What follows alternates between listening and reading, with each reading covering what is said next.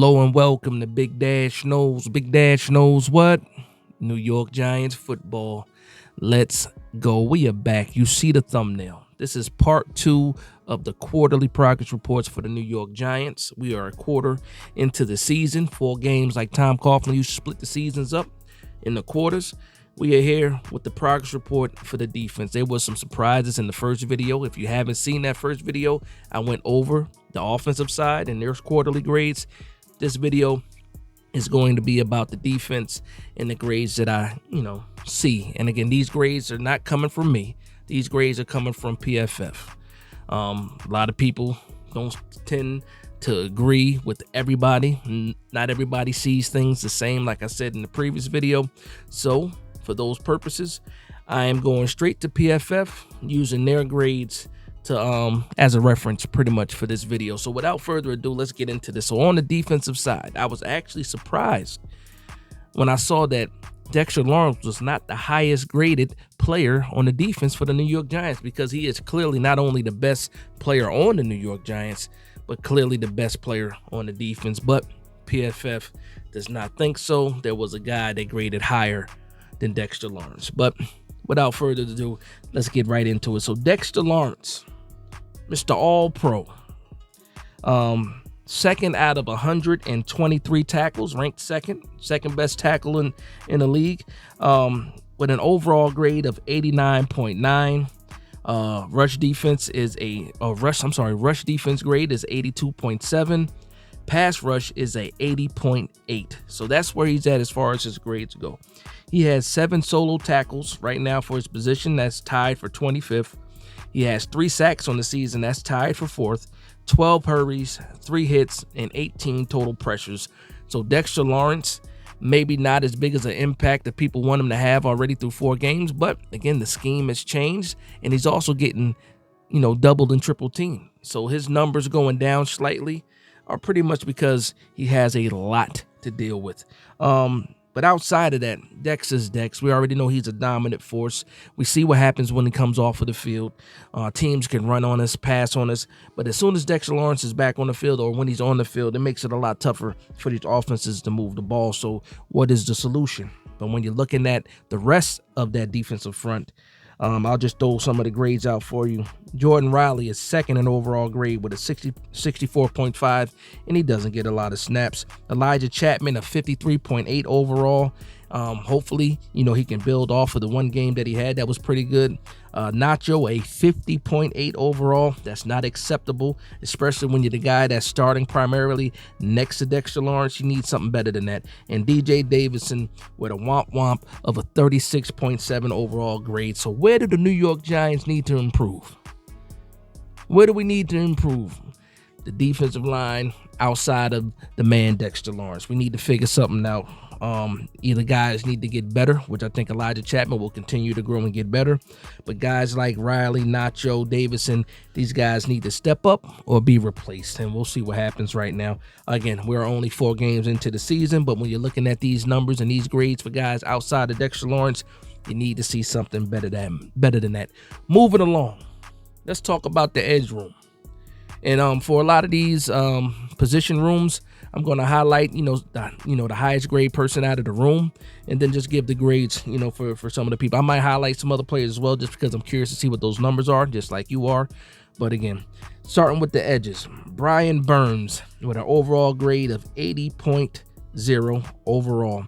His run defense grade is 71.5. His pass rush is a 73.5, and he's ranked right now 14th out of 111 edge rushers in the NFL right now. So he's the big ticket item right there. Outside of Dexter Lawrence, the highest paid guy on the defensive side is Brian Burns. And right now, as far as his pay goes, he's one of the top edge rushers, top 5 as far as what he's making. And as far as his ranking for performance on the field, he's ranked 14th right now. So obviously you want those numbers to be a little bit better, or you want that rank to be a little bit higher. But it is what it is. 4 games in, he knows he needs to do better. The New York Giants fans need him to do better. And you know what? Hopefully he can hit his stride. So just thinking about some of his stats, he has 10 solo tackles. That's tied for 9th right now for the position group. He has 1 sack only, and that's ranked 49th for the position group, 1 forced fumble that's tied for second. He also has 8 hurries and 2 hits, 11 total pressures. So I like the amount of pressures he's getting, but you got to capitalize. You got to end it with a sack. So he has to improve as well. He knows that, one of the biggest critics of himself. And again, the New York Giants need that. We need the big ticket item to perform more consistently, especially when a guy like Dexter Lawrence is getting double and triple teamed. That means you're pretty much getting one-on-one on the outside. You got to be able to get home. You got to beat the opponent one-on-one for sure. Second in the room as far as grade goes is Azeez Ojulari with the 59.1. Yes, Azeez is grading higher than Kayvon Thibodeaux right now. I know it is what it is, but he's sitting there with that grade. And then Kayvon Thibodeaux, and I'll throw his stats up too. Right now, Kayvon Thibodeaux is a 55.3 overall. He has only 1 sack on the season, 6 hurries, 4 QB hits, and he also has 11 total pressures.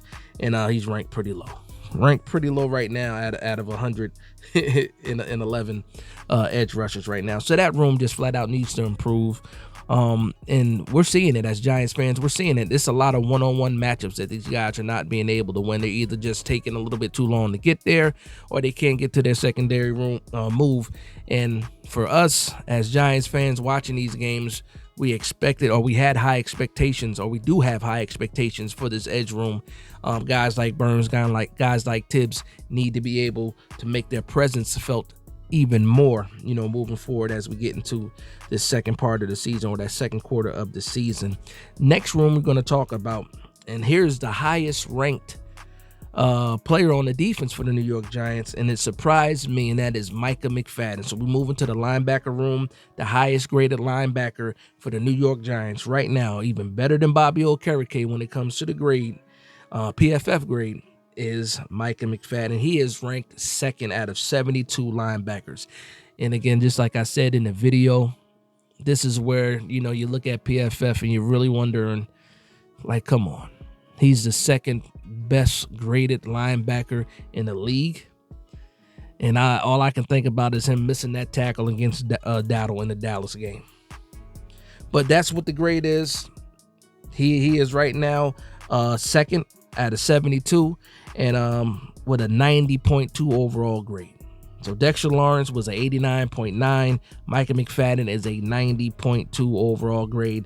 He has a 90.1 rush defensive grade and a pass rush grade of 72.8. He has 17 total tackles. He's tied for 43rd amongst linebackers, 2 sacks, 3 missed tackles. So that's Micah McFadden in a nutshell right there. I'll say this, for a guy that was drafted where he was drafted in the 5th round, I like the production. He seems like he's getting better and better as the years go by or the seasons go by, and that's all you can ask for with a late round pick, bona fide starter. And then look at his grades right now. That's what you want from Micah McFadden. Can he continue to blossom? Can he continue to grow with a guy like Bobby Okereke next to him? I believe he can do that if he can stay healthy. Just got to clean up those missed tackles, in my opinion, especially in those big situations. So moving along to Bobby Okereke. Bobby Okereke is ranked 20th out of 72 linebackers with a 67.7 overall grade, and that is horrible coming off of the season that he had last year. I said in the video the other day, Bruce Bowen did mention Bobby Okereke and how his role has changed with this new scheme, and it's affecting the stats, and we're seeing that. Outside of the missed tackles, no matter what the scheme is, when you have the chance to get the runner down, you have to be able to do that. But he has 5 missed tackles on the season already. So 5 missed tackles in 4 games. But let's talk about these grades. Again, 67.7 overall.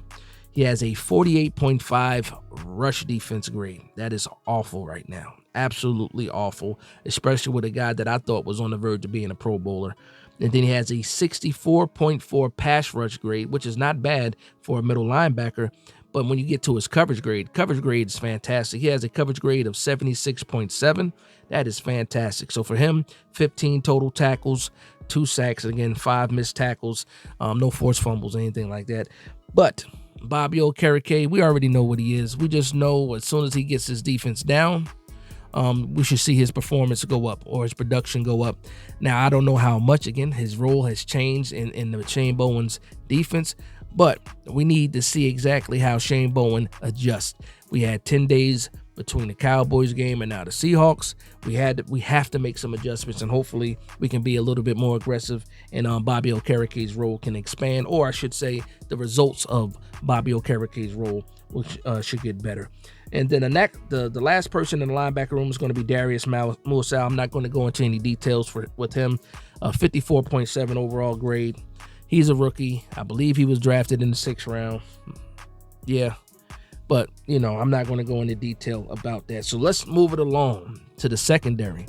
And funny enough, when it comes to the secondary, the two guys that graded the highest out of the cornerbacks and the safeties are two of the rookies. The 2nd round pick and the 3rd round pick are ranked the highest right now in those rooms.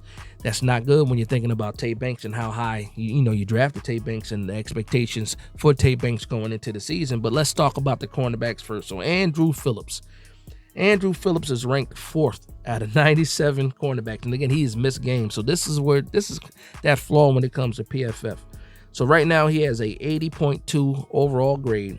He has a 59.7 run defense grade, a 68.2 pass rush grade, which is not bad, and a coverage grade of 83.9. So that's where he's getting a lot of that getting a lot of that high level when it comes to the grade is off of that coverage grade. He has 12 total tackles. He has been targeted 9 times and gave up 7 receptions off of those 9 targets, which to me is not that great, but that's still a small sample size. He has 1 sack, 1 forced fumble. So that's where a lot of those grades are coming from. You're getting a sack from the secondary room. You're also getting a forced fumble there. We saw it. The man brings the wood when he comes to tackle, and that's just an aggressive slot corner that Shane Bowen pretty much hand selected for the New York Giants. So, I mean, it is what it is when it comes to that. So next on the list, we have Adoree Jackson with an overall grade of 69.3. Cordell Flott with an overall grade of 59.0. Not good. He's ranked 69th out of 97 cornerbacks. Then after that, we have Banks, and this is the biggest surprise, man. Tay Banks. Tay Banks is ranked 92 out of 97 cornerbacks in the league. 92 right now for Tay Banks. Absolutely unacceptable. Unacceptable for a player of his caliber, his athletic ability. He has a certain skill set, just not quite putting it together. One of the biggest knocks that I have for him, and a lot of people have for him, is him not getting his head around. He would have a lot more pass breakups if he could just get his head around. That's a technique thing. Hopefully they can coach that, and he becomes better. So he has 14 total tackles. He's been targeted 26 times, and he's allowed 16 receptions. So the targets versus receptions is not that bad. It's just where and the result of those catches. A lot of those have been first downs, and a lot of those has been, some touchdowns as well. So Tay Banks, absolutely a surprise for him to be grading as low as he has with a 48.7 overall. That is crazy, but it's also the truth right now. Do I think he's a 47? No, I think he will end up turning it around and getting better. But just for the first 4 games, a lot of people can agree that he has not, played up to where we think he should be playing. So moving along to the last room, and that'd be the safeties. Again, we have another rookie leading the room as far as when it comes to a PFF grade, and that's Tyler Nubin. Tyler Nubin is ranked 22 out of 76 safeties with a 68.9 overall grade, 63.9 as far as rush defense, 68.1 in pass defense, and a 66.8 as far as his coverage grade. 19 total tackles, 4 targets, 4 receptions. So he's been targeted 4 times and gave up all of those, and 1 missed tackle. And I remember what that missed tackle was. But Tyler Nubin, again, a rookie. We have high expectations for these guys. Coming out of Minnesota, I see what the skill set is, and I expect him to get better and better as time goes on, as soon as he gets his system all the way down. And that goes for the entire defense. Once these guys as a whole start playing better, you start to see these individual guys start to shine as well. But when the whole defense is not playing up to par, you're seeing these grades, and the proof is in the pudding there. So second on the list as far as safety goes, no surprise, Jason Pinnock. He is ranked 31st out of 76 safeties with a 66.5 overall grade, a 67.1 run defense grade, a 92.5 pass rush. So they've been sending him on the blitz, and he's been getting home. A lot of that, we know what game that's from. And he also has a 57 coverage grade, so that's not the best. 12 total tackles. He's been targeted 8 times, gave up 7 receptions, has 4 missed tackles. But he also has 3 sacks on the season. So that's why that pass rush grade is so high. The man has 3 sacks already, and he's pretty much tied with Dexter Lawrence for the most sacks on the team right now. I mean, come on.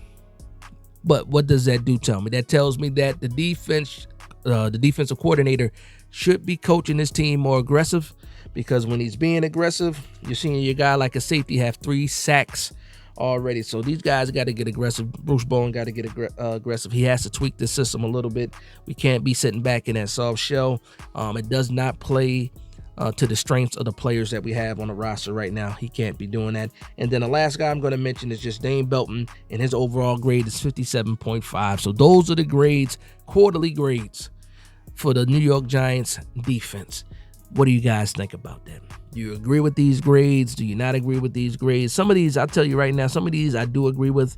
Some I don't. Like I said, Mike McFadden has a good grade, but I don't think he's as good as his grade shows for PFF.